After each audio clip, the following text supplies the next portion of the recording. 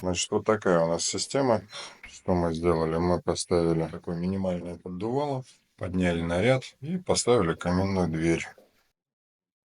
Что самое главное, да, мы вынули трубу из вентиляции, куда воткнул предыдущий так называемый мастер, и сделали ее по прямой. И теперь вся эта конструкция будет работать. Это главная задача, которая перед нами стояла.